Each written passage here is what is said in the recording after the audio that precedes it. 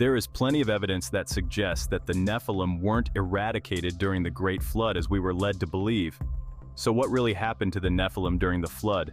Perhaps the better question is, who saved the Nephilim? The answer will shock you. Let's get right into it. When human beings began to increase in number on the earth, and daughters were born to them, the sons of God saw that the daughters of humans were beautiful, and they married any of them they chose. Then the Lord said, "My spirit will not contend with humans forever, for they are mortal. Their days will be 120 years. The Nephilim were on the earth in those days, and also afterward, when the sons of God went to the daughters of humans, and had children by them. They were the heroes of old, men of renown." This passage introduces the Nephilim and sets the stage for their mysterious origins. The sons of God, often interpreted as fallen angels, mated with human women, producing offspring described as mighty men of old, or men of renown. But who were these beings, and what was their fate?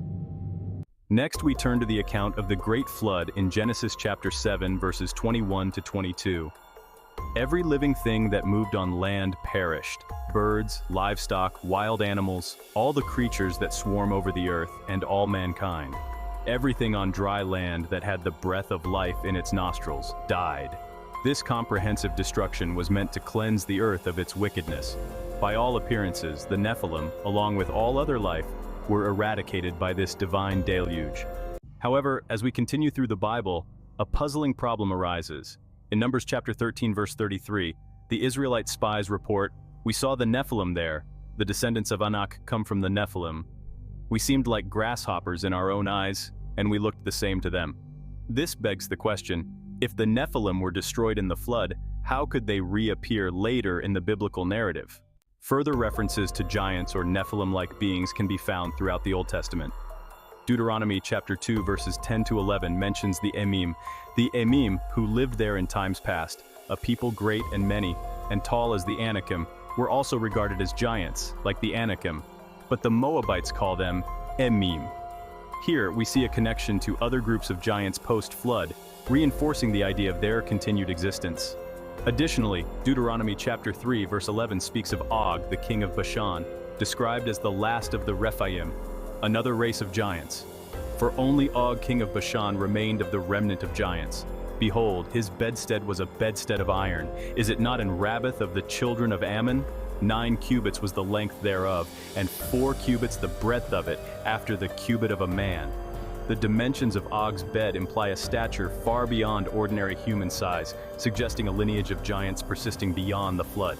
These biblical references present interpretative challenges. If the flood was intended to annihilate all life except those on the ark, how do we account for these post-flood giants? One potential explanation is the use of hyperbole in the biblical language. Some scholars argue that the term all the earth could be understood as the known world, rather than the entire globe. This would suggest that the flood was a regional event, allowing the Nephilim to survive in unaffected areas.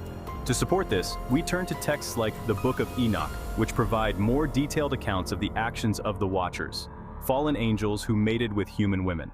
According to Enoch, these interactions persisted, suggesting a continued presence of Nephilim-like beings. The Book of Enoch, although not included in the canonical Bible, offers crucial insights.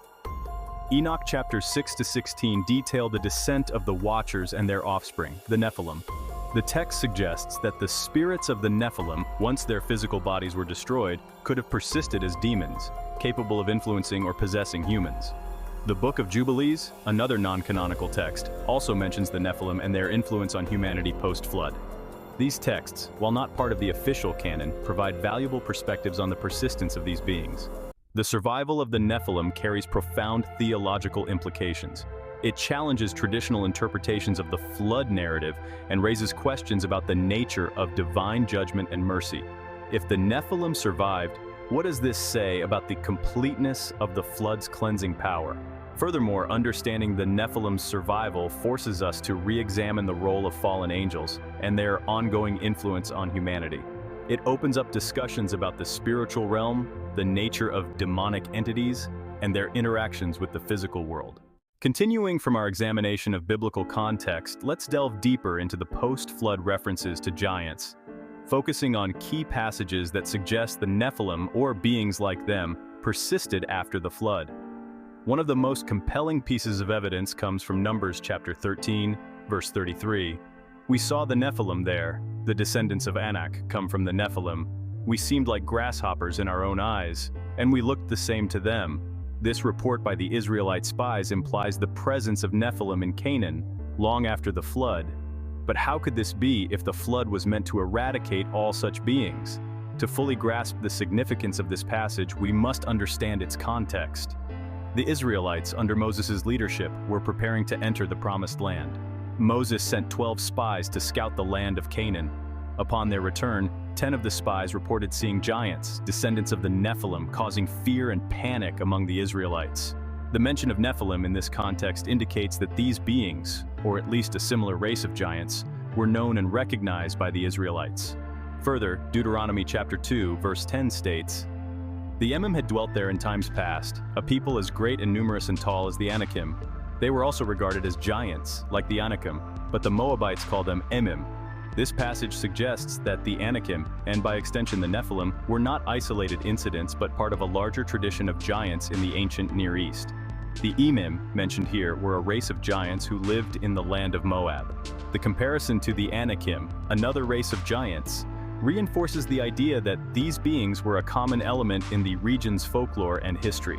This supports the notion that the Nephilim, or similar beings, persisted long after the flood. Hyperbole, or deliberate exaggeration, is a common literary device in ancient texts. The Hebrew word eretz used for earth in the flood narrative can also be translated as land, suggesting that all the earth might refer to the known world rather than the entire globe. This interpretation allows for the possibility that the Nephilim survived in regions outside the flood's reach. For example, ancient Near Eastern texts often describe events in grandiose terms to emphasize their significance. The Epic of Gilgamesh, a Mesopotamian text, describes a flood that covers the entire earth, similar to the biblical account. Understanding these narratives in their cultural context can help us appreciate the use of hyperbole in conveying the magnitude of such events. Another hypothesis is the possibility of a second incursion of fallen angels after the flood. Genesis chapter 6 verse 4's phrase, "and also afterward," is interpreted by some scholars as indicating another period when fallen angels intermingled with human women, resulting in a resurgence of the Nephilim. Supporting this theory, texts like the Book of Enoch elaborate on the actions of the Watchers, fallen angels who mated with human women. According to Enoch chapter 10 verses 4 to 6, the Watchers were bound and cast into the abyss as punishment. However, some interpretations suggest that not all Watchers were imprisoned, allowing for continued interactions with humanity. This ongoing influence could explain the reappearance of Nephilim-like beings. A more complex theory involves ritual possession and procreation. This theory suggests that the spirits of the pre-flood Nephilim survived as demons, capable of possessing human hosts. Through ritualistic procreation, these possessed individuals could continue the Nephilim lineage. This theory is supported by various ancient texts that describe ritualistic practices and the belief in demonic possession. For example, some Mesopotamian and Canaanite rituals involved invoking spirits to possess individuals believed to confer supernatural abilities or knowledge. If the spirits of the Nephilim persisted as malevolent entities, they could have influenced human genetics through such means. The theory of ritual possession and procreation is supported by various ancient texts that describe ritualistic practices and the belief in demonic possession. These rituals were believed to confer supernatural abilities or knowledge, and they often involved invoking spirits to possess individuals. In ancient Mesopotamia, rituals involving spirit possession were well documented. The Mesopotamians believed in a complex pantheon of gods, demons, and spirits, many of whom could influence the human world. One of the most notable rituals was the Asaku ceremony, where a priest would invoke a spirit to possess an individual. This possession was believed to confer special abilities or knowledge, often for purposes of healing or divination. The Asaku spirits were considered malevolent entities that caused illness and misfortune. The priests, known as or exorcists, conducted rituals to expel these spirits or sometimes to harness their power for beneficial purposes. These ceremonies often involved incantations, offerings, and the use of sacred objects to attract and control the spirits. The Bit Rimki ritual, for instance, was a purification ritual where water, symbolic of divine purity, was used to cleanse individuals of evil spirits. This ritual highlights the Mesopotamian belief in the tangible influence of spirits on human affairs, and the use of ritualistic practices to manage this influence. Similarly, the Canaanites practiced rituals that involved invoking spirits.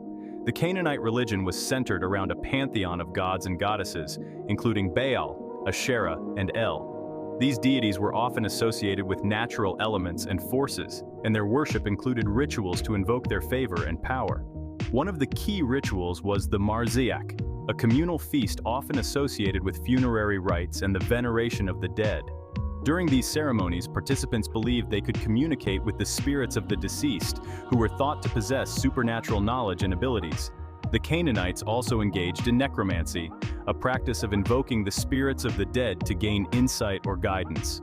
This practice is mentioned in the Bible, such as in 1 Samuel chapter 28, verses 7 to 20, where King Saul consults the witch of Endor to summon the spirit of the prophet Samuel. Such practices underscore the belief in the power of spirits to influence the living. In both Mesopotamian and Canaanite cultures, priests and shamans played a crucial role in conducting these rituals. They acted as intermediaries between the human and spirit worlds, using their knowledge of rituals, incantations, and sacred objects to invoke and control spirits. These religious figures were believed to possess special abilities that allowed them to interact with spirits. Their training often included learning ancient texts, incantations, and the use of symbolic objects to perform rituals effectively. The success of these rituals depended on the priest's ability to attract and manage spiritual forces, which were thought to confer supernatural abilities or knowledge upon the possessed individuals. The belief in ritual possession and the ability to harness spiritual power has significant implications for the survival of the Nephilim.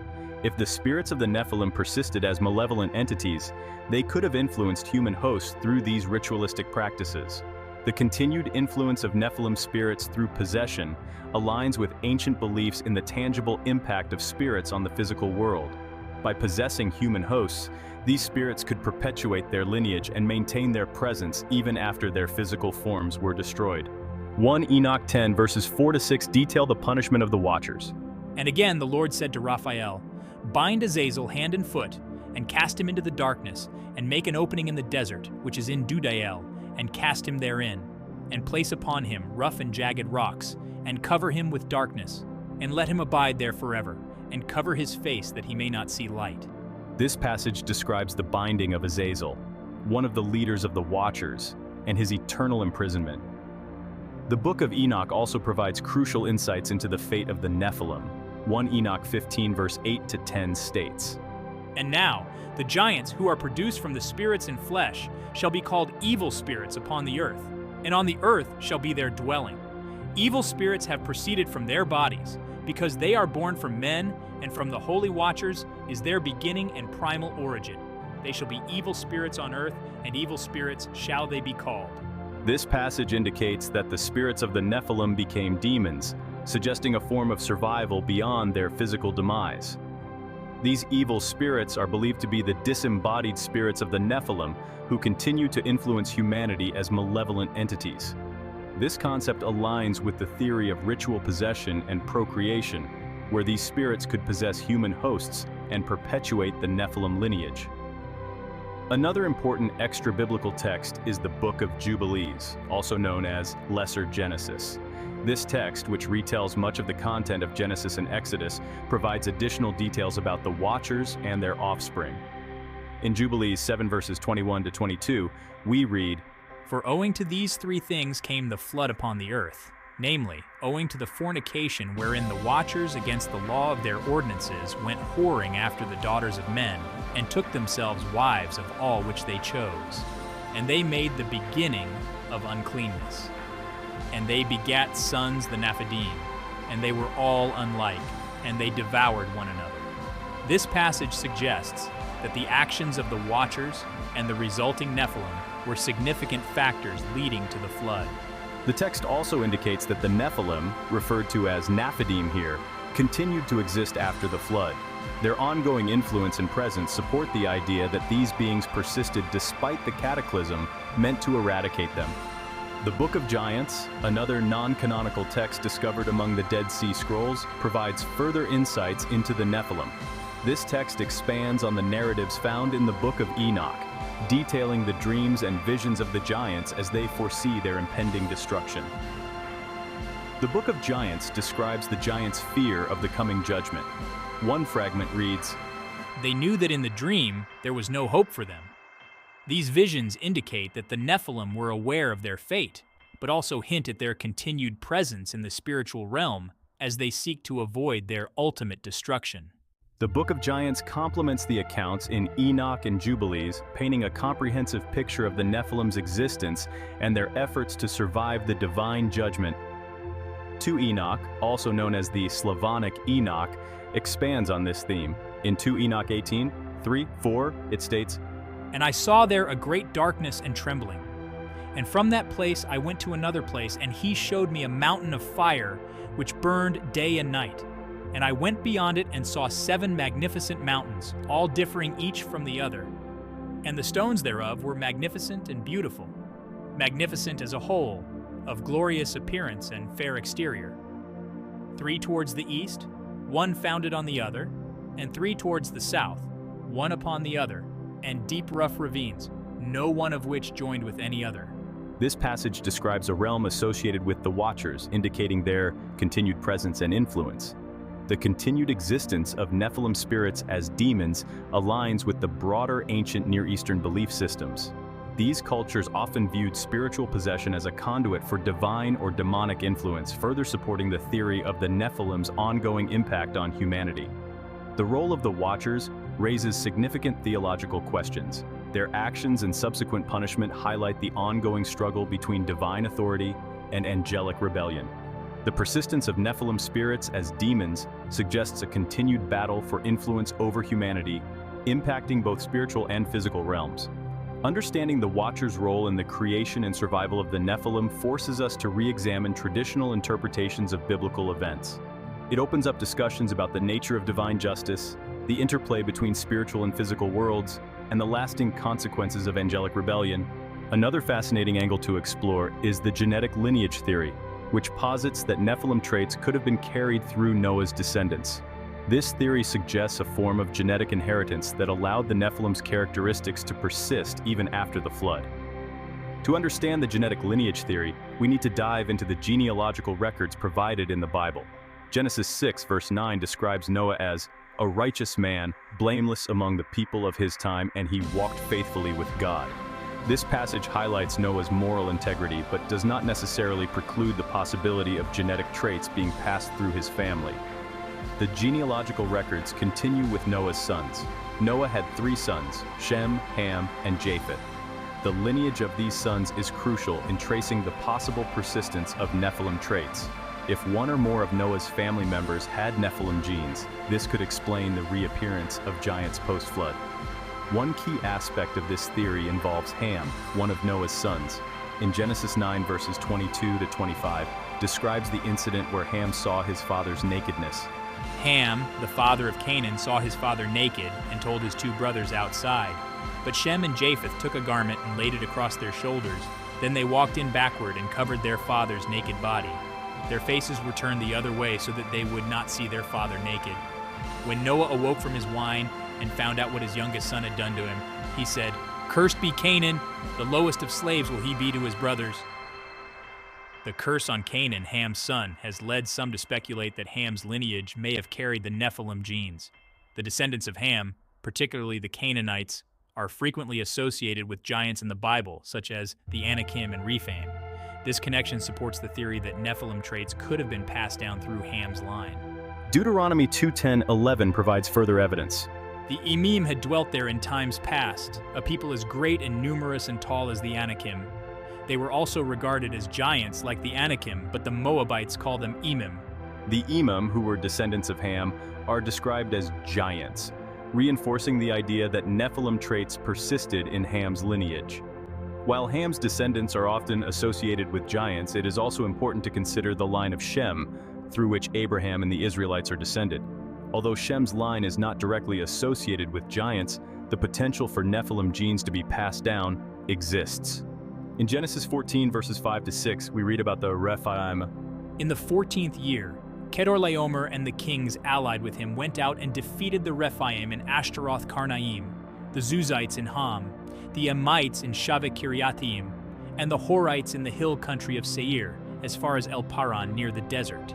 This passage mentions the Rephaim, another race of giants, indicating that these beings existed in regions associated with the descendants of Shem. The connection between Shem's descendants and giants is more tenuous, but it highlights the possibility that Nephilim traits could have been dispersed among different populations. This dispersion would explain the widespread presence of giants in various ancient cultures and texts. Japheth's descendants spread across a wide geographical area, encompassing regions that would later be associated with various Indo-European cultures.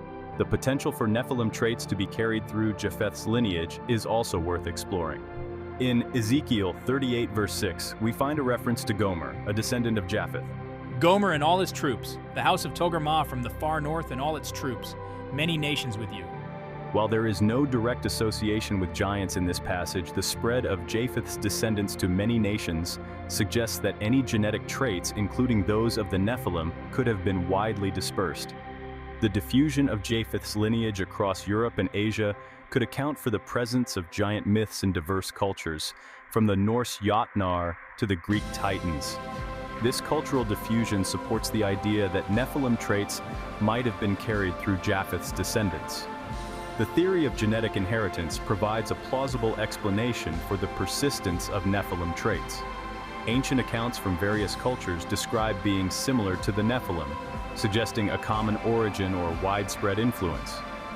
For instance, in Greek mythology, the Titans were a race of powerful giants who preceded the Olympian gods. The Norse myths speak of the Jotnar, a race of giants often in conflict with the gods. These myths parallel the biblical accounts of the Nephilim and support the idea of a shared cultural memory of giant beings. Additionally, ancient Mesopotamian texts, such as the Epic of Gilgamesh, describe similar beings. Gilgamesh himself is often depicted as a giant or demigod, reflecting the characteristics of the Nephilim. These cross-cultural accounts suggest that the memory of giant beings persisted across different civilizations. The survival of the Nephilim and their ongoing influence carry profound theological implications. These implications challenge traditional interpretations of biblical narratives and raise questions about divine justice, the nature of spiritual warfare, and the interplay between the spiritual and physical realms. One of the most significant theological questions raised by the survival of the Nephilim is the completeness of divine judgment. The flood was intended to cleanse the earth of its wickedness, including the Nephilim. Genesis 6:13 states, "So God said to Noah, I am going to put an end to all people, for the earth is filled with violence because of them. I am surely going to destroy both them and the earth." If the Nephilim survived, it raises questions about the effectiveness of the flood. Did the flood fail to achieve its purpose, or was there a greater divine plan at work? Some theologians suggest that the survival of the Nephilim could be seen as part of a larger narrative of divine mercy and redemption. By allowing these beings to persist, God may have provided opportunities for repentance and transformation. The persistence of the Nephilim spirits as demons suggests an ongoing spiritual warfare between good and evil. Ephesians 6 verse 12 reminds us, "For our struggle is not against flesh and blood, but against the rulers, against the authorities, against the powers of this dark world, and against the spiritual forces of evil." The existence of these malevolent spirits underscores the constant battle between divine and demonic forces. The Nephilim spirits, as evil entities, continue to exert influence over humanity, perpetuating the conflict initiated by their fallen angelic progenitors. This perspective aligns with broader biblical themes of spiritual warfare, where believers are called to stand firm against the forces of darkness. The survival of the Nephilim also has implications for humanity's role in this cosmic struggle. Throughout the Bible, humans are depicted as active participants in the battle between good and evil. The presence of the Nephilim and their influence challenges humanity to remain vigilant and faithful. In Deuteronomy 9 verse 2 details the Israelites' encounter with giants. The people are strong and tall, Anakites. You know about them, and have heard it said, "Who can stand up against the Anakites?" But be assured today that the Lord your God is the one who goes across ahead of you like a devouring fire. He will destroy them. He will subdue them before you, and you will drive them out and annihilate them quickly, as the Lord has promised you. This passage highlights the need for divine assistance in overcoming these formidable beings, emphasizing the partnership between God and humanity. The survival of the Nephilim raises questions about divine justice and the problem of evil. If these beings, created through the rebellion of the Watchers, continue to influence the world, what does this say about God's justice and the nature of evil? Some theologians argue that the existence of the Nephilim serves as a test of faith and resilience. By allowing evil to persist, God provides opportunities for growth, character development, and the demonstration of faith. This perspective aligns with the broader biblical theme of testing and refinement, as seen in passages like James 1, verses 2-4. Consider it pure joy, my brothers and sisters, whenever you face trials of many kinds, because you know that the testing of your faith produces perseverance. Let perseverance finish its work, so that you may be mature and complete, not lacking anything. Theological discussions about the Nephilim also touch on themes of redemption and transformation. If the Nephilim spirits are indeed demons, their continued existence could be viewed as part of a redemptive narrative where God seeks to bring even the most fallen beings back to himself. In Colossians 1, verse 19, Paul writes, "For God was pleased to have all his fullness dwell in him, and through him to reconcile to himself all things, whether things on earth or things in heaven, by making peace through his blood, shed on the cross." This passage suggests that God's redemptive work extends to all of creation, including the spiritual realm. The possibility of redemption for the Nephilim spirits, though speculative, aligns with the biblical theme of God's expansive grace and mercy. It underscores the idea that no being is beyond the reach of God's transformative power. The Bible frequently portrays the physical and spiritual realms as interconnected. Daniel 10, verse 13, describes the Archangel Michael's battle against the Prince of the Persian Kingdom, a spiritual entity influencing earthly affairs. This passage illustrates the ongoing influence of spiritual beings on the physical world, reinforcing the idea that the Nephilim as spiritual entities continue to impact humanity. As we conclude our investigation into who saved the Nephilim, it's time to synthesize the evidence and theories we've explored. By drawing on both canonical and non-canonical sources, we aim to offer a comprehensive perspective on the survival of the Nephilim and their enduring legacy. Throughout our journey, we've discussed several key theories that could explain the persistence of the Nephilim after the flood. Let's revisit these theories and examine how they collectively support the argument that the Nephilim did survive. The theory that the flood narrative uses hyperbolic language suggests that all the Earth might refer to a large region rather than the entire planet. This interpretation allows for the possibility that the Nephilim survived in areas not affected by the flood. Ancient Near Eastern texts, such as the Epic of Gilgamesh, often use similar hyperbole to emphasize the magnitude of events. Another significant theory is the possibility of a second incursion of fallen angels after the flood. The phrase, "and also afterward" in Genesis 6:4 implies that the Nephilim could have re-emerged through subsequent unions between fallen angels and human women. The Book of Enoch and other ancient texts provide detailed accounts of the Watchers and their ongoing influence, supporting this hypothesis. The theory of ritual possession and procreation suggests that the spirits of the pre-flood Nephilim survived as demons. These spirits could possess human hosts and continue their lineage through ritualistic procreation. This theory is supported by ancient beliefs in demonic possession and spiritual warfare, as well as passages from the Book of Enoch that describe the Nephilim spirits as evil spirits upon the earth. The genetic lineage theory posits that Nephilim traits were carried through Noah's descendants. By examining the genealogical records and associations of giants with Ham, Shem, and Japheth's lineages, we see a plausible explanation for the continued existence of Nephilim-like beings post-flood. This theory is supported by the widespread presence of giant myths in various ancient cultures, suggesting a common origin or influence. Both canonical and non-canonical sources provide valuable insights into the Nephilim story. The Bible offers foundational references to the Nephilim and giants, while extra-biblical texts like the Book of Enoch, the Book of Jubilees, and the Book of Giants expand on these narratives, offering detailed accounts of the Watchers, their offspring, and their ongoing influence. The Book of Enoch is particularly significant in understanding the Nephilim. It describes the descent of the Watchers, their unions with human women, and the birth of the Nephilim. It also details the punishment of the Watchers and the transformation of the Nephilim spirits into demons, providing a comprehensive account of their origins and persistence. The Book of Jubilees and the Book of Giants complement the narratives found in Enoch.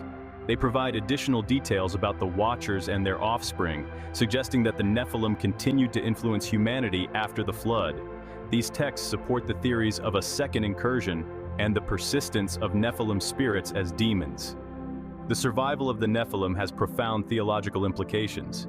It challenges traditional interpretations of divine justice, the nature of spiritual warfare, and the interplay between the spiritual and physical realms.